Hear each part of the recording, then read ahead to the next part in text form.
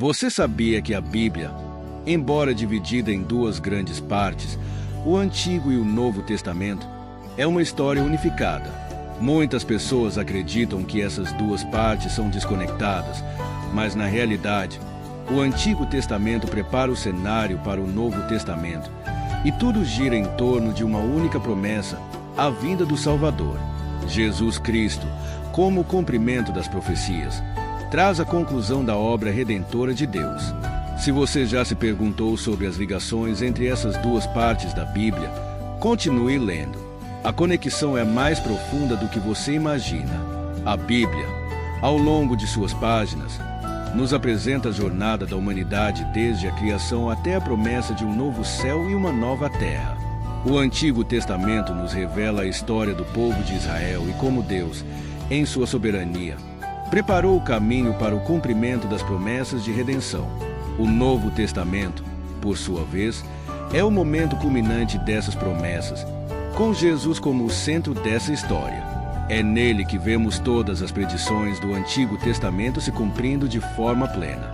Profecias do Antigo Testamento e seu cumprimento em Cristo.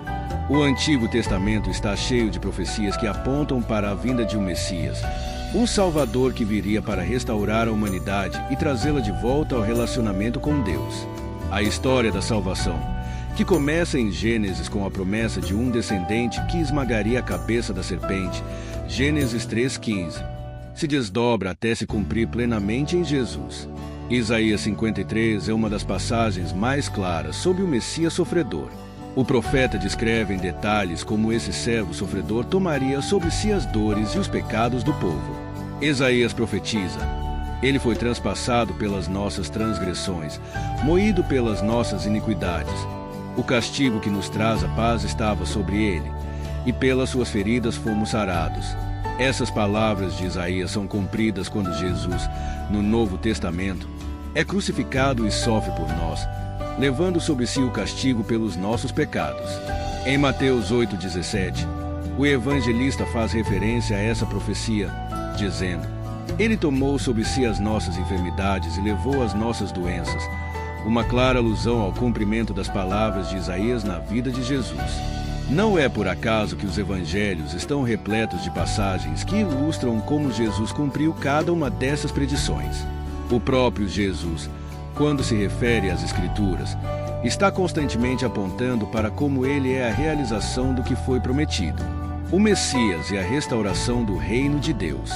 O Antigo Testamento fala muito sobre a promessa de um rei que viria da linhagem de Davi para reinar eternamente. Essa expectativa estava profundamente enraizada na fé do povo de Israel. Quando Deus faz uma aliança com Davi em 2 Samuel 7,16, ele promete que o trono de Davi seria estabelecido para sempre. Muitos judeus esperavam que esse rei restauraria o reino de Israel e estabeleceria um governo terreno. No entanto, o Messias prometido não veio apenas para restaurar um reino físico, mas para trazer a verdadeira restauração espiritual e eterna. Jesus, descendente de Davi, vem como rei, mas seu reino não é deste mundo. Em Lucas 1:32-33, o anjo Gabriel diz a Maria que Jesus será chamado Filho do Altíssimo e que o Senhor Deus lhe dará o trono de seu pai Davi, e ele reinará para sempre sobre a casa de Jacó. Essa promessa de um reino eterno é cumprida não com um reino terreno, mas com um reino espiritual que abrange todos aqueles que creem em Cristo. Jesus mesmo deixa claro, em João 18:36, que o meu reino não é deste mundo. A verdadeira promessa do Messias não é a libertação política de Israel, mas a redenção da humanidade do pecado e da morte, inaugurando um reino eterno onde a paz, a justiça e o amor de Deus prevalecerão. A lei e os sacrifícios, de Moisés a Jesus. No Antigo Testamento, a lei dada por Moisés era central para a vida do povo de Israel. Deus, através de Moisés, deu ao seu povo um código de conduta que incluía leis morais, cerimoniais e civis. A lei era o meio através do qual Israel deveria viver em santidade diante de Deus. Contudo, a lei, embora boa e justa, não tinha o poder de redimir completamente as pessoas. Ela apenas apontava para a necessidade de um sacrifício perfeito que pudesse perdoar os pecados. Jesus, em sua vinda, cumpre a lei de maneira perfeita. Ele não veio para abolir a lei, mas para cumpri-la. Mateus 5,17. Em sua vida, Jesus viveu sem pecado, obedecendo perfeitamente à lei de Deus. E, através de sua morte na cruz, ele se oferece como sacrifício perfeito, cumprindo todos os tipos e sombras do Antigo Testamento. Em Hebreus 10, 1-4, o autor fala sobre como os sacrifícios do Antigo Testamento, embora fossem uma provisão de Deus, não podiam remover o pecado de forma definitiva. Os sacrifícios que se fazem continuamente ano após ano nunca podem tornar perfeitos os que se aproximam. Jesus, por outro lado, ao ser crucificado, ofereceu uma vez por todas o sacrifício que remove de fato o pecado. Porque, com uma única oferta, ele aperfeiçoou para sempre os que estão sendo santificados. Hebreus 10:14. Esse sacrifício de Cristo inaugura a nova aliança, que não é mais baseada em sacrifícios de animais, mas na entrega do próprio Filho de Deus. Jesus diz, ao instituir a ceia, em Lucas 22:20, este cálice é a nova aliança no meu sangue, que é derramado por vós. O sangue de Cristo, derramado na cruz, estabelece uma aliança de perdão e graça, onde a redenção não é mais uma questão de obedecer à lei, mas de crer na obra de Jesus. O Espírito Santo, a continuidade da aliança. Uma das promessas mais poderosas do Antigo Testamento é a promessa de que Deus colocaria a sua lei no coração do seu povo.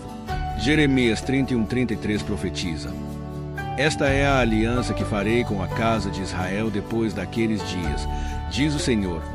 Porei a minha lei dentro deles, e a escreverei no seu coração.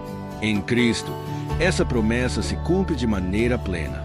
Ao subir aos céus, Jesus envia o Espírito Santo para habitar nos corações dos crentes, capacitando-os a viver conforme a vontade de Deus. O Espírito Santo não só nos guia, mas também nos capacita a viver em obediência a Deus, internalizando a lei de Deus em nossos corações. A verdadeira transformação não acontece apenas por seguir regras externas, mas por uma transformação interna operada pelo Espírito Santo. Em Atos 2, no dia de Pentecostes, vemos a promessa do Espírito Santo se cumprir de maneira visível, quando o Espírito é derramado sobre os discípulos. O Espírito Santo capacita a igreja a viver a nova aliança de Cristo e a testemunhar o Evangelho até os confins da terra. A presença do Espírito é a garantia de que a obra de Cristo é viva e ativa em cada um de nós. O plano redentor de Deus completo em Cristo. Ao refletirmos sobre as Escrituras, percebemos que o Antigo e o Novo Testamento não são livros separados, mas partes de uma história contínua. O Antigo Testamento preparou o terreno, apontando para a vinda de um Salvador, um Rei eterno, um sacrifício perfeito. E no Novo Testamento, vemos tudo isso se cumprir em Jesus Cristo. Ele é o Messias prometido, o Rei eterno, o sacrifício perfeito e a nova aliança de Deus com a humanidade. Em Cristo, a promessa de redenção e torna realidade, e o que antes estava obscurecido nas sombras da lei e das profecias agora se revela em sua pessoa e obra. Ele nos oferece perdão, salvação e a oportunidade de viver em plena comunhão com Deus. Não apenas no futuro, mas no presente, o reino de Deus se estabelece em nossos corações e somos chamados a viver essa nova realidade em Cristo. Essa é a história da Bíblia, a história do amor de Deus, do plano redentor que começa no Antigo Testamento e encontra sua plenitude em Jesus Cristo. Agora, ao entender melhor essa conexão, você pode viver mais profundamente a verdade do Evangelho em sua vida. Que essa compreensão da obra de Cristo possa transformar sua fé e sua caminhada com Deus, hoje e para sempre.